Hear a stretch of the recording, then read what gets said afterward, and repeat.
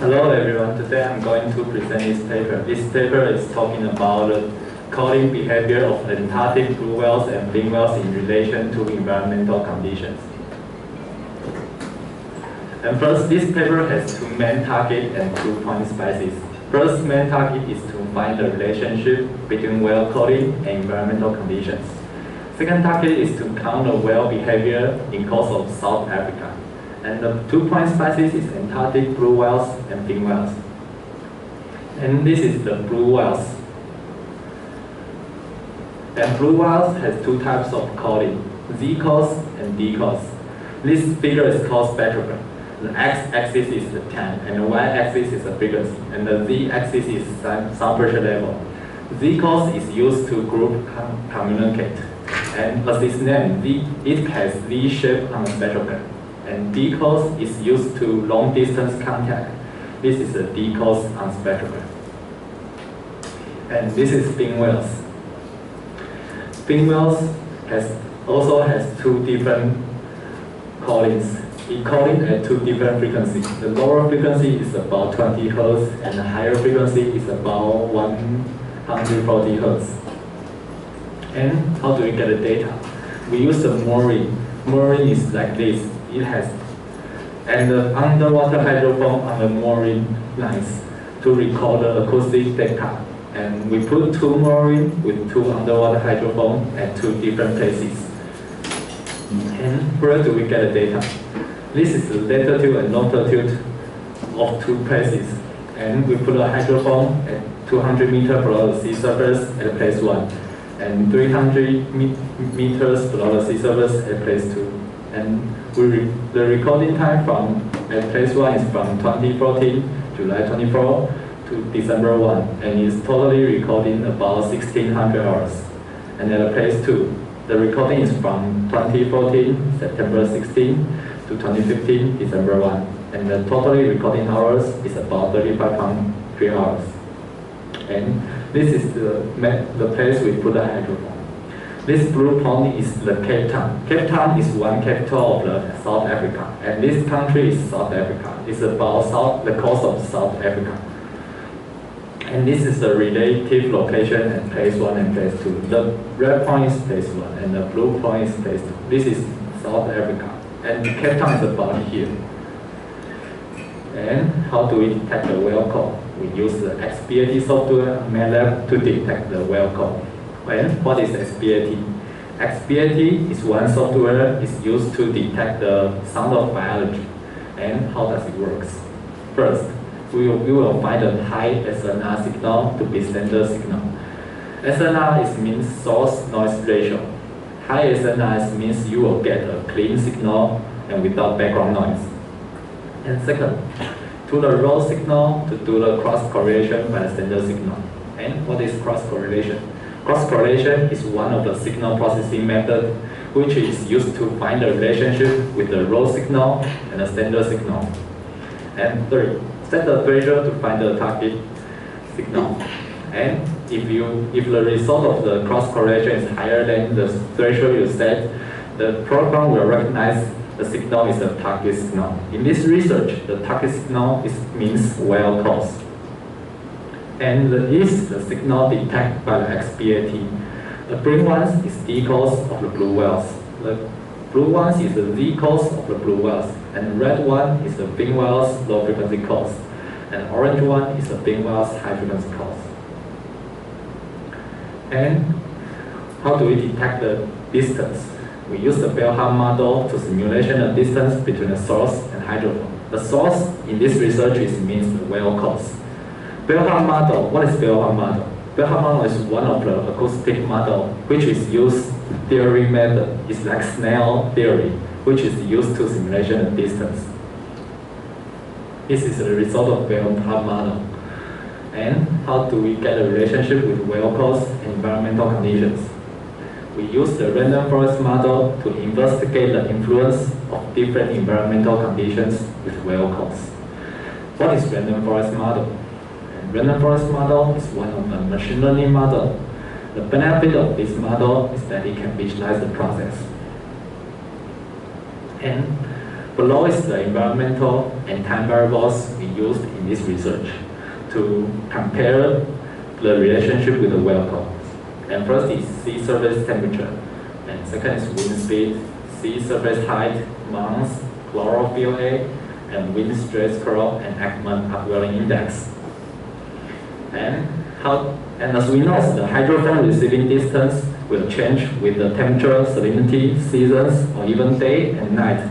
And we use bellwether models to calculate the minimum hydrophone receiving distance and maximum hydrophone receiving distance. And at place 1, the minimum hydrophone receiving distance is about 20 kilometers, and maximum distance is about 50 kilometers. And at place 2, the minimum distance is about 35 kilometers, and the maximum distance is about 60 kilometers. And this is for place 1 hydrophone, this is the receiving distance about minimum and maximum. And when a well course and the area inside the orange circle, it will be received by the hydrophone all the year.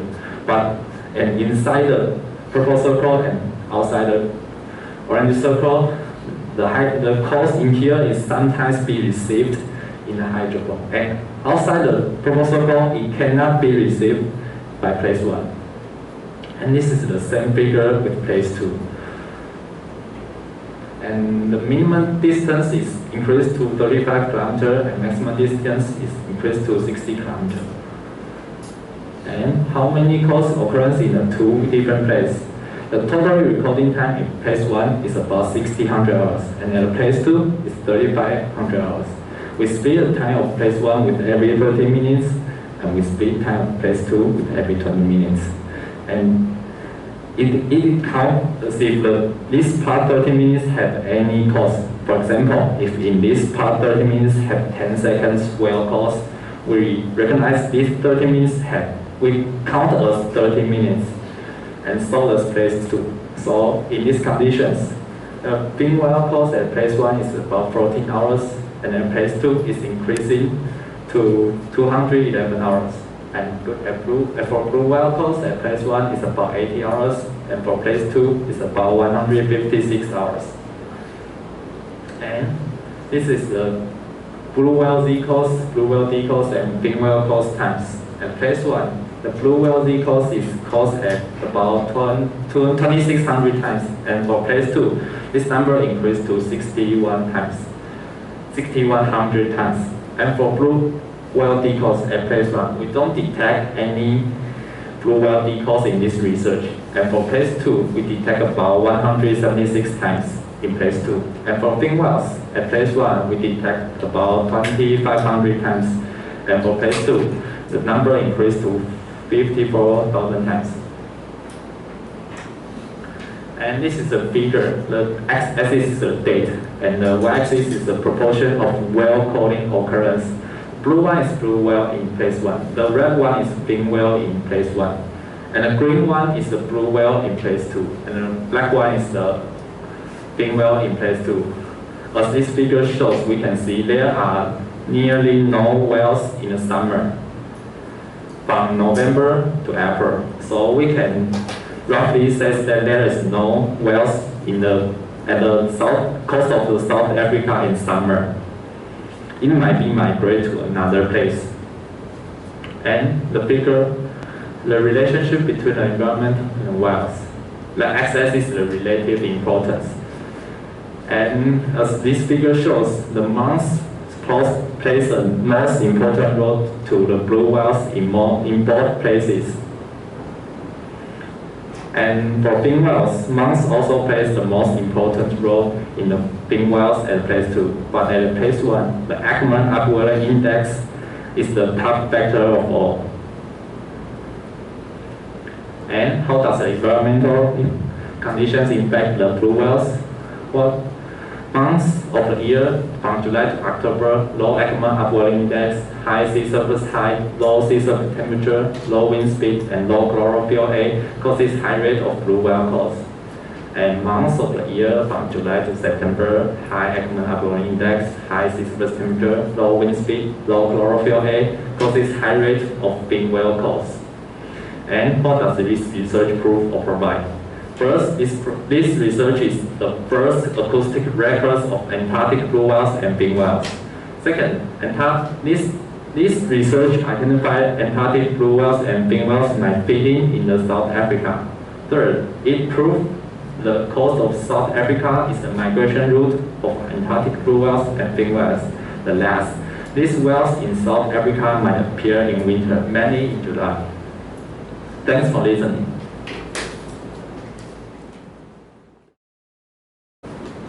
It's first time to reach the blue whale or fin whale in this area? Yes. By hydrophone? Stop. You first repeat this question, second talk to the microphone. Okay, you mean this research is first to record the Antarctic blue whales and beam whales in the coast of South Africa many years, but I don't know. Record might be the first time, but research might not be the first time.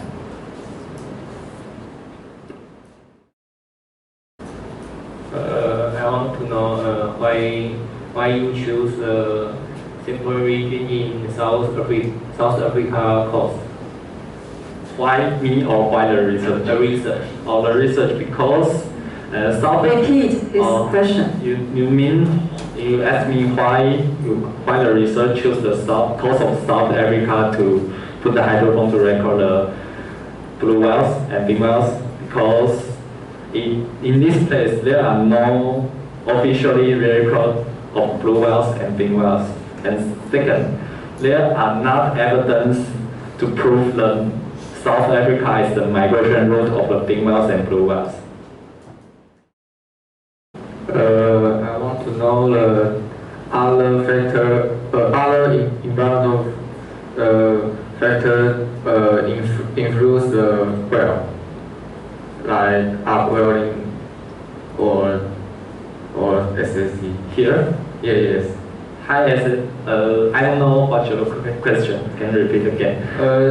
This sample is all will influence the blue whale. Yes. What the month is the most important one, but the other factor will how to influence the whales. And Repeat. you mean for blue whales, month is the most important factor for blue whales, and you want to know how another factor influence the blue whales calling? I'm not sure if my opinion is right.